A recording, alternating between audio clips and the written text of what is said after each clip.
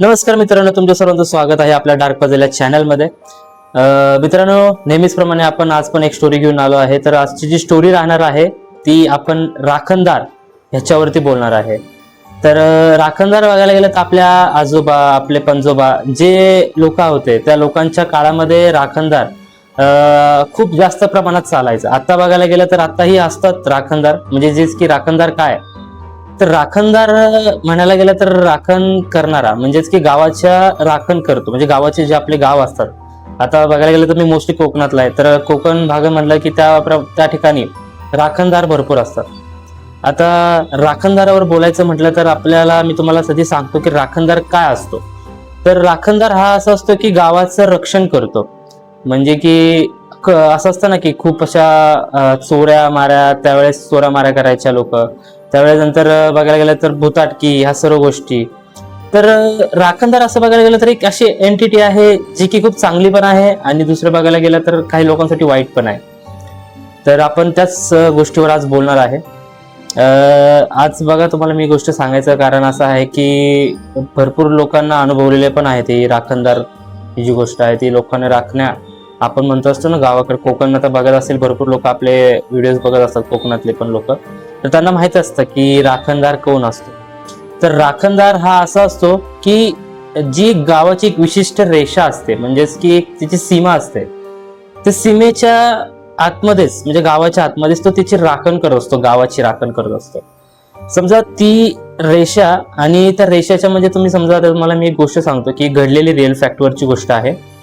Actually ही गोष्ट जर बघायला गेलं तर माझ्या आजीसोबत घडलेली गोष्ट होती ही. आणि दुसरी गोष्ट, ही जी गोष्ट आजीसोबत घडलेली होती मी तुम्हाला आज ती गोष्ट सांगणार आहे, जे त्यामुळे मी हा आज टॉपिक निवडला.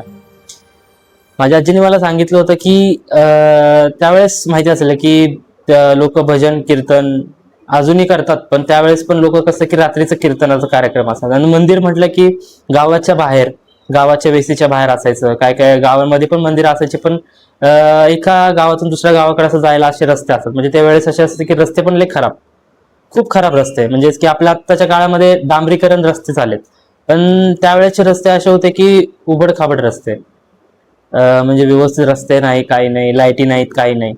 तर ते सगळं पायवाट असायची, छोटी छोटीशी पायवाट असायची, तर पायवाटेतून दुसऱ्या गावाकडे जायला लागायचं. तर एक दिवस असं झाला की ते कीर्तन होतं, ते 9:30-8 वाजता त्यांनी आजीने सांगितलं होतं की 8:30-9 वाजता कीर्तन चालू झालं होतं. आणि जसं ते कीर्तन बरोबर त्यांचं 11-11:30च्या दरम्यान ते कीर्तन संपलं. आणि कीर्तन संपल्यानंतर आजीशी, म्हणजे गावातून त्या वेशीमध्ये आपण म्हणतो ना की दुसऱ्या गावाकडे जायला, जसं मी सांगितलं की पाय वाट असते, तर तसं ते गावाकडून ते रस्ता, म्हणजे ते गावाकडे निघाले होते रस्त्यात. आणि जसं जसं ते पुढे पुढे जात होते गावाकडून, म्हणजे कीर्तन संपलं आणि ते निघाले, त्याच्यासोबत माझ्या आजीसोबत तिचे मैत्रिणी होते. त्यावेळेस माझ्या आजीने सांगितलं तिचं वय काहीतरी 20 होतं, 20 कमीत कमी असं काहीतरी वय होतं तिचं. तर तिने सांगितलं होतं की त्यावेळेस जेव्हा ती त्या पायवाटेतून जात होती, तर ते पायवाटेतून जाता जाता तिला असं, म्हणजे त्यांना असं वाटलं की तिच्या मैत्रिणी सगळ्यांना असं वाटलं की कोणीतरी ना असं मागून आहे ना हाक मारतंय, थांबा म्हणून. पण त्यांनी मागं नाही वळून पाहिलं, कारण की त्यावेळेस पण माहिती असेल की त्यांना त्यांचे पण आई वडील सांगायचे की तुम्ही कुठं पण जात असाल, कशात पण येत असाल, तर तुम्ही मागं वळून नका बघू, असं. मग त्यावेळेस तिने, आजीने त्यांच्या मैत्रिणी गपचूप बसले, काय बोलले नाहीत. मग त्यांनी मागं नाही वळून पाहिलं.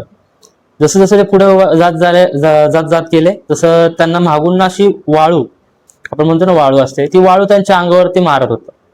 आता त्यांना, कारण की त्यावेळेस डांबरीकरण नव्हतं, आणि त्यावेळेस बघायला गेलं सगळे उबडखाबड रस्ते आणि माती, असं सगळं असतं. त्यांना असं वाटायचं कोणतरी मागून असं टवाळकेगिरी करत आहे. म्हणजे त्यावेळेस पोरं पण होती ना, कारण कीर्तन वगैरे म्हणलं की त्यावेळेस पोरं वगैरे असायची. त्यांना असं वाटायचं की मागून पोरं पण येत आहेत, मागून त्यांना वाटलं की पोरं आपल्यासोबत मस्ती मजाक करत आहेत. म्हणून त्यांनी काय केलं की मागं वळून एकदा पाहिलं, त्यांना काही दिसलं नाही. पण तसं ते पुढे पुढे पुढे पुढे गेला लागले, त्यांना जायला लागले, तसं त्यांना असं नाही का परत एकदा वाळू मारून फेकून मारली. मग ते थोडे घाबरले, म्हणजे मागं तर कोण दिसत नाहीये. आणि त्यावेळेस काय तर मोबाईल वगैरे आहे सुविधा नसायची, काय नसायचं, म्हणजे कुणाला फोन करून बोलवायला की बाबा तुम्ही या म्हणून, तर असं काही नव्हतं. त्यामुळे त्यांनी सगळे असे घाबरले की म्हणलं हे काय होतंय. मग परत असे ते थोडं जाऊ दे म्हणले, आणि परत ते पुढे पुढे गेले, परत एकदा वाळू मारली. मग तेव्हा ते घाबरले, पूर्णपणे घाबरले. त्यांना समजलं की काहीतरी वेगळंच आहे. आणि आणि त्यांच्या असं आजूबाजूला असं की झाडं बिडं, मग झाडं असल्यामुळे त्यांना कसं की झाडांचा आवाज, सगळ्याचा आवाज आवाज येऊ लागले त्यांना, नाही का, असं चालण्याचा आवाज. पण मागं वळून बघितलं तर कोणी नव्हतं. मग जसं पुढे पुढे पुढे पुढे जायला लागले तसं त्यांना घराच्या म्हणजे असं आजूबाजू म्हणतो आपण, म्हणतो नाही का, घराचं तर गाव, पुढच्या गावापासून वेशीपासून ओळखलं की पुढे गाव लागतं. तसं त्यांनी ती वेश होती ती ओलांडली. ती वेश ओलांडल्यानंतर त्यांना तिथे एक घर दिसलं. आणि त्या घरामध्ये बघायला गेलं असं पडकं घर होतं, एकदम पडकं घर. आणि तिथं तिथं त्या पडक्या घरामध्ये त्यावेळेसची वेळ होती, 11:30 झाले होते त्यांना घरी जायला, 11:30च्या आसपास. आणि ते घर असं पडकं होतं, पण त्यांना ना असं दिसायला एकदम चांगलं घर वाटत होतं, पडकं घर नव्हतं वाटत. स्टार्टिंगला ना असं त्यांना खूप चांगलं घर वाटलं, असं वाटलं की कोणतरी लोक राहतायत तिथं, सगळं असं त्यांना वाटलं. मग त्यांनी काय केलं तर घराकडे जायला लागले. आणि त्यांना नाही का असं म्हणजे तिथे एक आजी होती, त्यांचे म्हणजे ते काम करत होती, भांडी काहीतरी घासत होते ते, आणि आतमध्ये ते बाबा होते. जसं ते पुढे गेले तर घर होतं, म्हणजे एकदम असं घर म्हणजे वेशीच्या घर, म्हणजे असं वेश होती, त्या वेशीच्या इथंच घर होतं ते. आणि पुढे मग अजून पुढे गावं होती. मग त्या घरापाशी ते थांबले. त्यांना आजीला म्हणलं की अहो माझी कोणतरी मागं वाळू मारतंय, पोरं आम्हाला असं त्रास देतात. ते म्हणले कुठली पोरं आहेत? ती म्हणली मग आम्हाला पोरं वगैरे काय दिसली नाहीत, पण आम्हाला वाळू मारत होती. मग ते म्हणले तुम्हाला पण मारली का? आजी म्हणली तुम्हाला पण मारली का? मग ते म्हणले तुम्हाला कसं माहिती आम्हाला वाळू मारली ते? आणि ते तुम्हाला पण कशी काय मारली? मग ते आजी म्हणले की मला पण येता येता मी पण कीर्तनाचीतून आले तर मला पण मार. मग ते घाबरले सगळेजण. मग ते आजी म्हणले तुम्ही आतमध्ये या, घरात या, थोडा वेळ बसा. आणि घरात आल्यानंतर ते बसले थोडा वेळ. बसल्यानंतर त्यांना पाणी वगैरे दिलं, म्हणजे तिघी चौघी जणी होत्या. बसले, पाणी वगैरे पिलं. आणि पाणी पिल्यानंतर त्यांना थोडा वेळ त्यांना त्यांचे ते आजोबा होते, आजोबांनी त्यांना वाट दाखवली. तुम्ही म्हणले की ह्या वाटेनं जा, अशी वाट होती, तुम्ही या वाटेतून जा, व्यवस्थित जा. आणि त्यावेळेस माहिती तुम्हाला, जसं मी मगाशी बोललो की टॉर्च नसायचं, काय नसायचं. मग त्यावेळेस ते कंदील वगैरे तसे ते मग ते घेऊन गेले, कंदील असं वगैरे. त्यावेळेस ते कंदील वगैरे घेऊन गेले.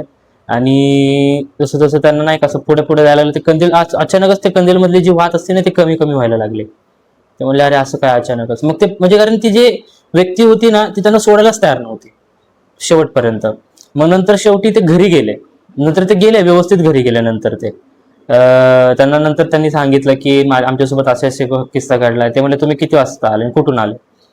तेव्हा त्यांना सांगितलं की तुम्ही ज्या जागेतून आले होते ती जागा म्हणजे स्मशानभूमी होती त्या साईडला, म्हणजे ज्या जागेतून ते वाट्यातून आले होते. त्यांना कारण त्यावेळेस अंधार होता, त्यावेळेस अंधार असल्यामुळे ती वाट कशी जशी वाट दिसेल तसं ती लोक चालतात. ते वाटेला त्या पलीकडं हे होतं स्मशानभूमी, त्यांना लक्षातच नाही. ते स्मशानभूमीतून ते चालत होते.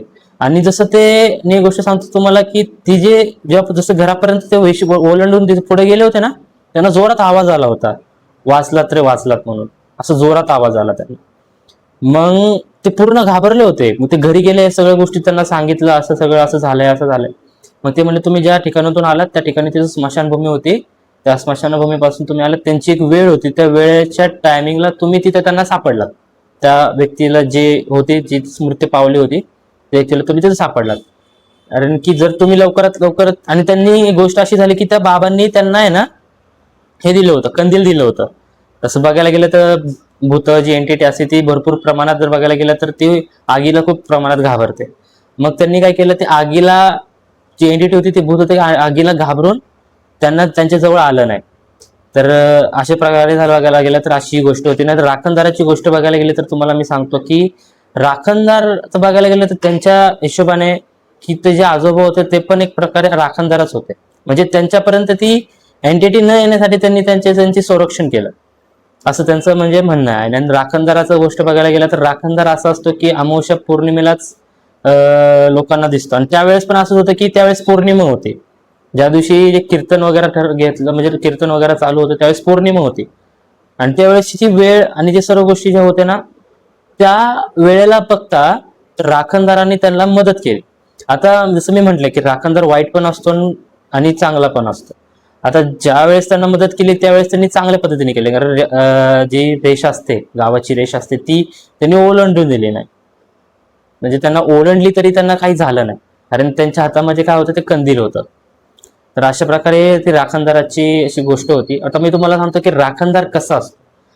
तर आता मी तर काय बघायला गेलं तर मी पाहिलं नाही, पण तर कसं असतं ना, आपण आपल्याच आजी आजोबांकडून या गोष्टी ऐकत असतो. आता लहानपणापासून आपण ज्या पण गोष्टी असतात त्या आपल्या आजी आजोबा आपल्याला सगळ्या सांगत असतात की अशा गोष्टी असतात, त्या गोष्टी घडलेल्या असतात. त्याचप्रमाणे मला माझ्या आजीने मला सांगितलं की राखणदार असा असतो की आपल्या पूर्ण गावाची संरक्षण करत असतो. त्याच्या हातामध्ये एक काठी असते, त्याला घुंगरू बांधलेला असतो. त्याच्यानंतर धोतर पायजमा असा घातलेला असतो, त्याचा वेशभूषा असते. तर त्याच्यानंतर त्याच्या खांद्यावरती घोंगडी असते. ती एकदम असं बघायला गेलं ना, आपण म्हणायचं ना की त्यावेळेस एकदम असं पूर्ण म्हणजे आपण बघायला गेलं त्याच्यामध्ये पायामध्ये ना अशी चप्पल असते. ते पण चप्पल चामड्याची चप्पल अशी नाही का. आणि आमच्या गावाकडे एक गोष्ट अशी आहे की तिथे राखणदाराला पूजलं जातं. म्हणजे राखणदार म्हटलं तर आमच्यासाठी एक देवासारखंच असतं. दरवर्षी आम्ही काय करत असतो की राखणदाराला नारळ देत असतो. त्याचं कारण काय असतं की आपले जे पूर्वज असतात, आपण म्हणत असतो की राखणदार काय. आता तुम्हाला जो मुद्दा मी आधीच तुम्हाला एक क्वेश्चन केलं होतं की राखणदार काय. तर राखणदार हे असतात की आपले जे वडचोपार्ती म्हणजेच की आपले जे पूर्वज असतात, ते पूर्वजांच्याच रूपाने आपली राखण जे करत असतात तेच त्यांना राखणदार म्हणलं जातं. की आपले पूर्वज आपलीच राखण करत असतात, गावचे असेल किंवा आपल्या घराचे असेल. तर त्याचप्रमाणे त्यांना आपण दरवर्षी आम्ही त्यांना नारळ देत असतो. कारण की ही पद्धत कोकणामध्ये भरपूर प्रकारे चालत असते की राखणदाराला नारळ देणं, त्याच्यानंतर त्याच्यासाठी म्हणजे दरवर्षीप्रमाणे त्याला राखण देऊन त्याला त्याच्यासाठी जे पदार्थ असतात जे लागणारे असतात, जसं की का राखणदार तुम्हाला सांगतो की राखणदारात सिगरेट, त्याच्यानंतर तंबाखू, या अशा गोष्टी त्यांना दरवर्षी दिल्या जातात त्याच्यासोबत. तर हे असे असते की राखणदार ह्या पद्धतीचा असतो. तर राखणदाराची ही जी गोष्ट आहे की लोक म्हणतात की राखणदार खूप वाईट आहे, म्हणजे लोक दाखवतात की राखणदार म्हणजे दिसला की त्यांना सगळ्या जागेवर करतो. पण प्रॉब्लेम असा असतो की त्यावेळेसची जी सिच्युएशन असते, आता प्रत्येकाला नसतो करत. आता तर राखणदाराचं पण अशी गोष्ट असते की राखणदार जेव्हा आपल्याला मदत करत असतो तेव्हा त्याची एक म्हणजे काही गोष्टी असतात ना की त्याची दशा ग्रह दशाच्या हिशोबाने त्याच गोष्टी चालत असतात. त्याचे समजा काय काय गोष्टी म्हणजे त्याचे काय विचार वाईट असेल, काय गोष्टी अशा वाईट असेल, म्हणजे समजा की घराच्या भोवताली आपण बघत असतो की गावामध्ये मंदिर वगैरे असतात. तर मंदिरामध्ये सोन्याचे देव असतात, चांदीचे देव असतात. तर त्याची चोरी वगैरे करू नये, तर त्यावेळेस राखणदार आपली मदत करत असतो. तर ह्याच पद्धतीने आपण राखणदाराची अशी स्टोरी होती. तर तुम्हाला जर हा व्हिडिओ आवडला असेल, जर तुम्हाला आपली स्टोरी आवडली असेल, तर सर्वांनी नक्कीच आपल्या व्हिडिओला फॉलो करा, सबस्क्राईब करा. आपले पण भरपूर असे व्हिडिओज आपण दरवेळेस प्रकारे आपण टाकत जाऊ. आणि तुम्हाला ज्या गोष्टी आपण सांगत असतो त्या सगळ्या गोष्टी रिअल असतात आणि त्या गोष्टीवर आपण बोलत असतो. धन्यवाद सर्वांना.